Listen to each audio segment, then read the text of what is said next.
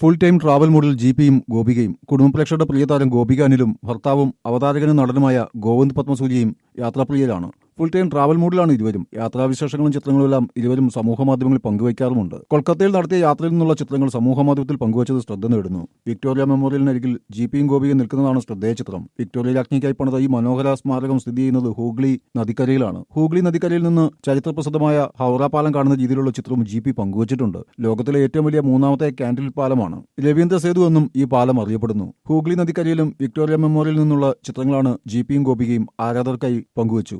MGCC സംവിധാനം ചെയ്ത അടയാളങ്ങൾ എന്ന ചിത്രത്തിലൂടെയാണ് ഗോവിന്ദ് പത്മസൂര്യ സിനിമയിൽ അരങ്ങേറ്റം കുറിച്ചത്. ഡാഡി കൂൾ, IG, വർഷം, പ്രേതം 2 എന്നിവയാണ് പ്രധാന ചിത്രങ്ങൾ. ബാലതാരമായാണ് ഗോപിക സിനിമയിലെത്തിയത്. ശിവം എന്ന ബിജു മേനോൻ ചിത്രത്തിലൂടെയാണ് അരങ്ങേറ്റം. ബാലേട്ടൻ സിനിമയിൽ മോഹൻലാലിന്റെ മകളായും അഭിനയിച്ചു. മയിലാട്ടം എന്ന ചിത്രത്തിലും ബാലതാരമായി വേഷമിട്ടു. കബനി എന്ന സീരിയലിലൂടെയാണ് മിനി സ്ക്രീൻ പ്രവേശം. സാന്ത്വനം സീരിയലിൽ അഞ്ജലി എന്ന കഥാപാത്രമായി മിനി സ്ക്രീനിൽ പ്രേക്ഷകരുടെ ഇഷ്ടം ഗോപിക നേടുകയും ചെയ്തു.